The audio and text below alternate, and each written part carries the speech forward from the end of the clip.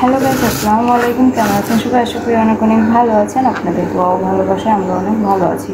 তো প্রতিদিনের মতো চলে আসলাম আজকে আরেকটি নতুন ভিডিও নিয়ে। আজকে ভিডিওটা হচ্ছে দুপুর থেকে শুরু করছি।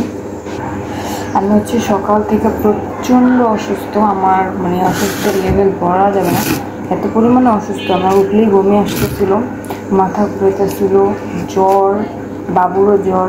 বাবুকে ধরার মতো কেউ ছিল না।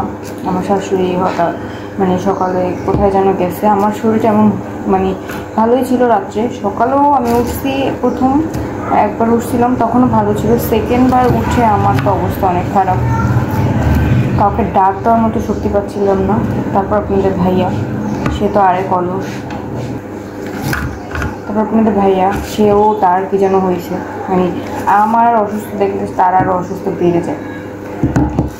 সেও আমাকে ধরতে পারেনি, বাবুকেও ধরতে পারে না, ও পোলাপান এমনিও ধরতে পারে না। তারপরে এই যে 12টার দিকে উঠছি সকালে, আমি উঠতেই পারিনি, কি একটা অবস্থা যে হয়েছিল। তারপর আমার এই অবস্থা দেখা আমার পাশে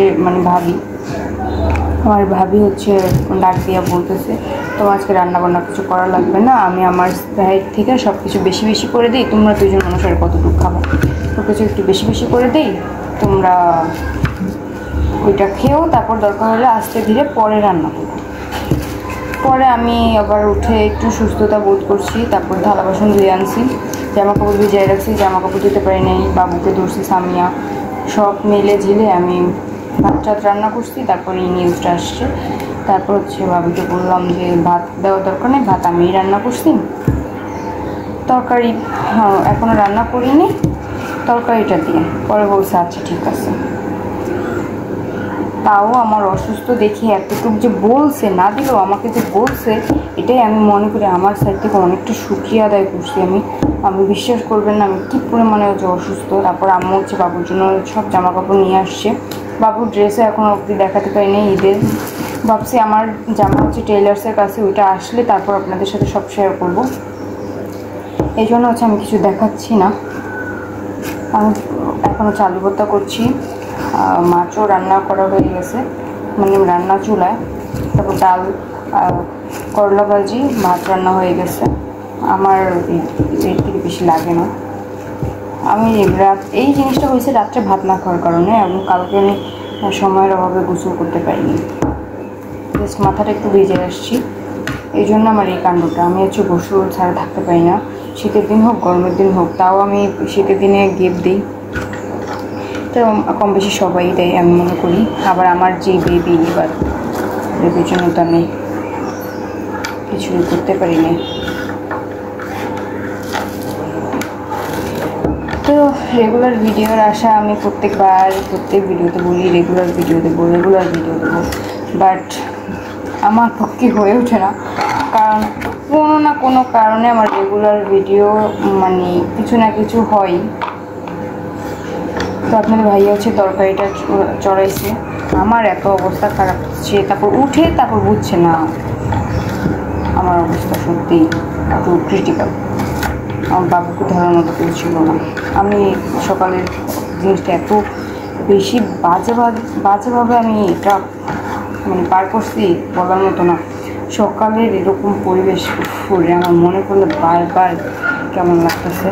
তবে হ্যাঁ, ওই টাইমটায় যদি ভাবি বা সামিয়া ওদের ডাক দিতাম পেতাম, বাট আমার উঠে যাওয়ার শক্তিটা ছিল না। আম্মু বলতেছে তুই আইসা পর নানুর বাসায় অসুস্থ। আমি বলতেছিলাম যে আমি এই অবস্থায় কোনো মতেই যেতে পারবো না,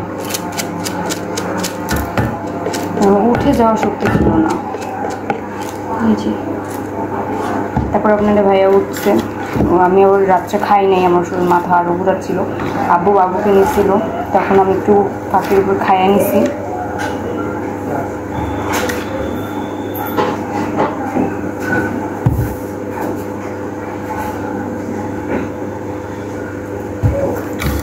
তারপর উঠে এসে হচ্ছে খাবার টাবার ভাত আর খেতে চায় না, পরে সে নিজে কি যেন রান্না করে খাইছে।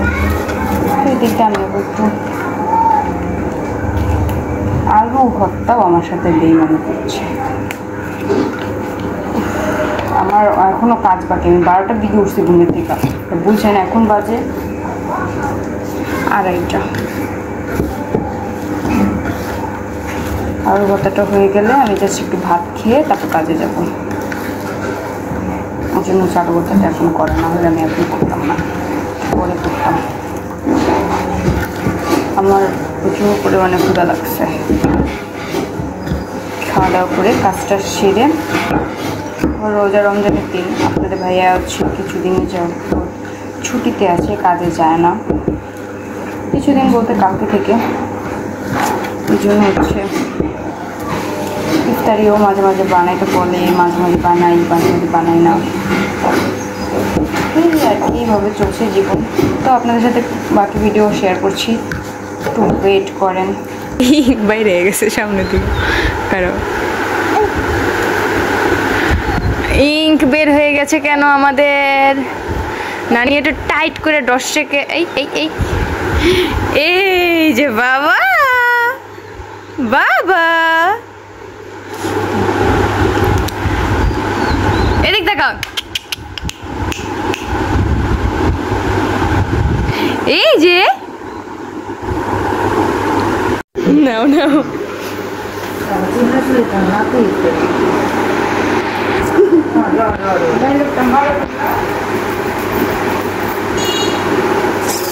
মধু চর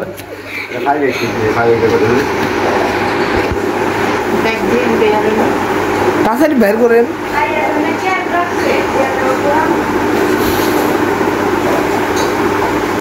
এদিক ঘুরান, এদিক ঘুরান, এদিক ঘুরান একটু দেখান। হ্যাঁ কোথায় চাচা?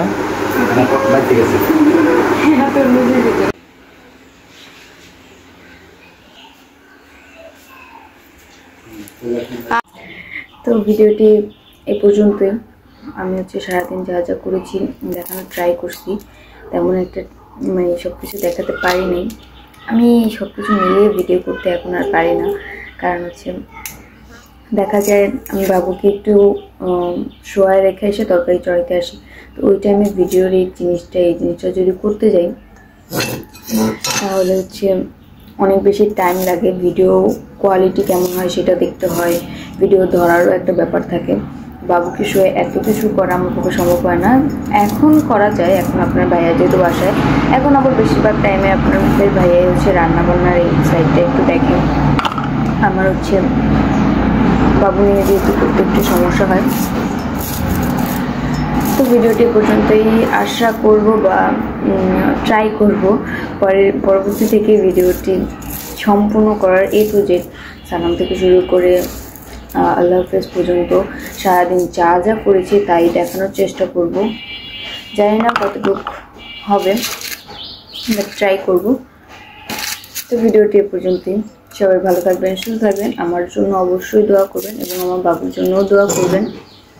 আর ভিডিওতে কোনো ভুল ত্রুটি হলে বা কেমন টাইপের ভিডিও আপনারা দেখতে চাচ্ছেন এরকম আমার দ্বারা এরকম কোনো জিনিস যদি থাকে তাহলে অবশ্যই কমেন্ট করে জানাবেন। পেঁয়াজ কাটতে গেলে চোখ দিয়ে পানি পড়ে যাচ্ছে।